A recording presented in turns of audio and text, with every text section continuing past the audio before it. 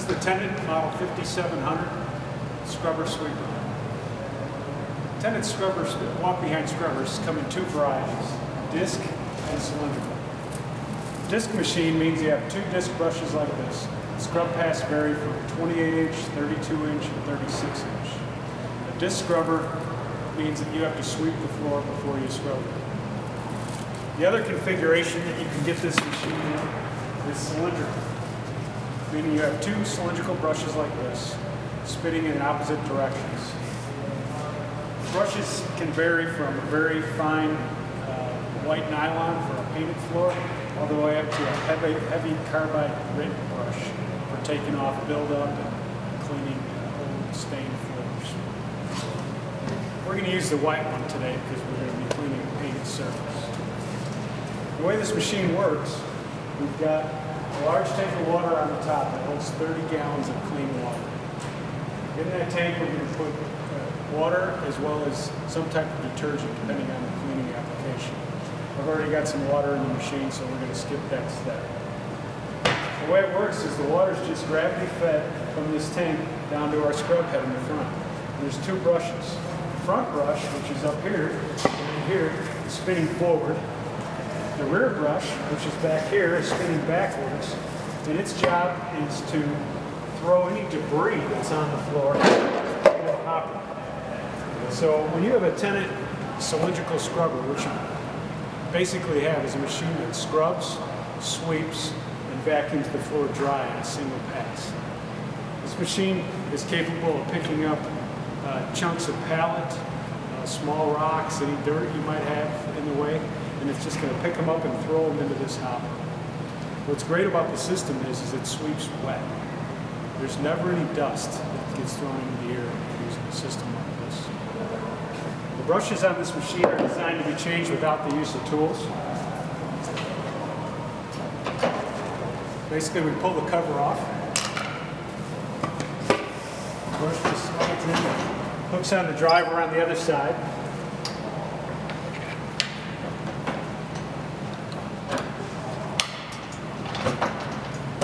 Just pops into place like that. The other brush in the front comes out the other side. The debris hopper simply slides in and hangs on this rail. So that's how we get the floor clean. Now we've got to vacuum up all the dirty water afterwards. If we take a look underneath here, you'll see a few things. First of all, I want to point out the solution valve. What that does there is it turns the water on and off. So when an operator stops with the machine, maybe to move something out of the way, something like that, the water automatically turns itself off. He doesn't have to remember to pull the lever and turn it off. The entire bottom of the machine is the dirty water tank. You've got access to it in the front here, and then there's two access ports here in the back. Okay? That tank holds 40 gallons of water. The way we vacuumize it, or basically turn it into a big wet vac, is we've got a vac motor underneath here, which seals up to this tank and basically vacuumizes the whole bottom of the machine. Water is then pulled up from the squeegee, which I'll show you in just a second, through this hose and down into the tank. We made it 10 gallons larger than the clean water tank in an effort to protect this vacuum motor here. Also, inside the recovery tank, we have a float switch that's going to automatically turn off this vac motor and protect it from any moisture that might get in there from the vacuum system. The batteries that come with this machine are 6-volt batteries for a 36-volt system. Charger comes with it. It's fully automatic, plugs right in there. And the other end just plugs into a standard 120-volt wall outlet. The charger is totally automatic, so we don't ever have to worry about overcharging the batteries. With every machine, we send a DVD, has a parts manual on it, service manual. We have operator training videos available online. It's a very easy machine to learn to use and take care of. The Tennant5700, by the way, in general, is the lowest maintenance industrial floor scrubber available in the American market today. Tennant's one of the last companies left that makes a machine that's truly built for industrial application. They do things like make the scrub heads out of cast aluminum, squeegee out of cast aluminum so it won't rust. The entire frame underneath is made of a composite material, so it can't corrode. All the electrical connections on it are triple sealed. This machine can be run for a decade or more and just continue working. There's thousands of these in the market. It's the #1 selling industrial scrubber in the country, and you can always get a part for this machine within a day or so. That's one of the great things about Tennant. When you're ready to scrub with the machine, you want to put this down because we're going to seal this tank up to this one. So we're going to do that. Just drop it down like this. Drop that in place. Coming around the back of the machine, take a look at the controls and the squeegee. The squeegee on this machine is easily removed. It's just held on with 2 knobs.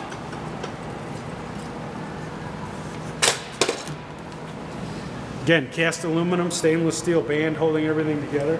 And to change this squeegee, all we do is loosen this band.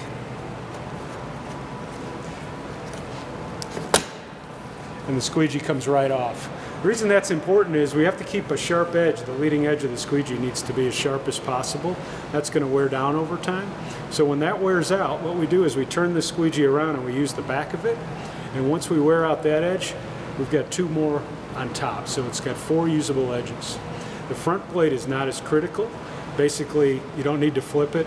You just need to change it whenever the rear blade wears out. So if you order a squeegee from us, we send you both. You know, again, no tools to do the basic maintenance on this machine. You just tighten that back up. You'll notice the design of the squeegee is simply held on with 2 slotted mounts in the back. And the idea behind that is the squeegee, if you hit something, its first line of defense is it's going to swing out of the way.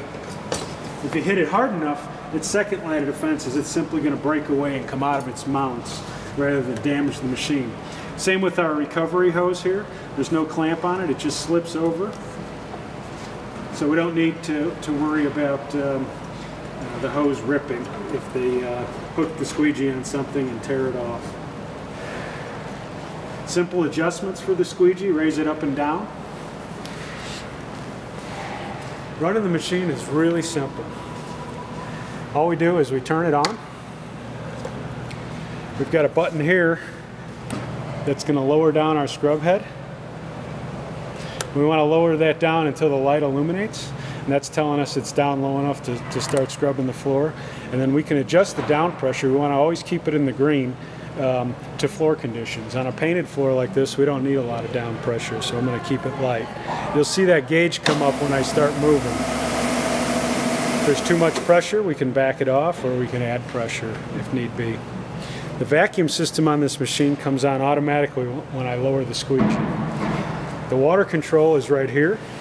And again, if you remember earlier, the water turns itself on and off. Basically, the water is only going to flow when the brushes are down and spinning. When I let off the controls, the brushes turn off, the water turns off. This is just going to control my rate of flow. So I'm going to go about medium on the water. You can see we've got quite a mess to clean up here. You notice there's chunks of cardboard, wood, even some little metal pieces that I put in there. I just wanted to give you a good idea of the kind of things this machine could pick up. Basically, what you want to avoid when you're using any type of floor cleaning equipment would be anything long and stringy, like banding wire, stretch wrap, string, anything like that. It could tend to wind up on the brushes. If that happens, it's not the end of the world. We just pull the brush out like I showed you earlier and cut it off. All right, so I'm going to make some noise now. I'm going to lower this down. You're going to hear the vac motor turn on. And then when I start moving, and by the way, we vary the speed with the grips. By twisting it forward, the machine goes forward. Twisting it back, the machine goes backwards. This happens to be a 32-inch version of this machine, this scrubber sweeper, and it allows it to clean about 25,000 square feet per hour, realistically. So here we go. Drop that down, ready to scrub. Twist the handle, the brushes come out.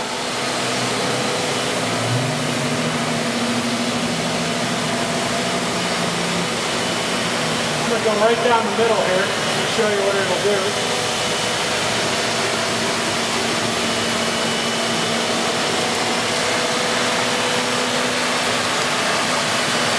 Not only is it scrubbing and sweeping, but it's vacuuming the floor completely dry.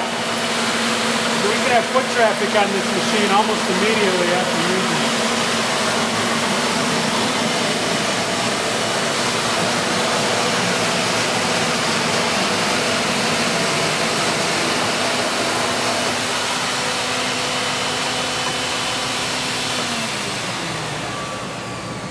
That's just a single pass clean there. Obviously, if we go over it a couple of times, it's going to come even cleaner. What I'm trying to demonstrate to you here is this is a really fast way to get your floors clean. We figure it's probably about 20 times faster than mopping. Obviously, it's cleaning a lot better than a mop ever could because we're not just smearing the dirt around. We're always putting down fresh water and vacuuming it up with a squeegee.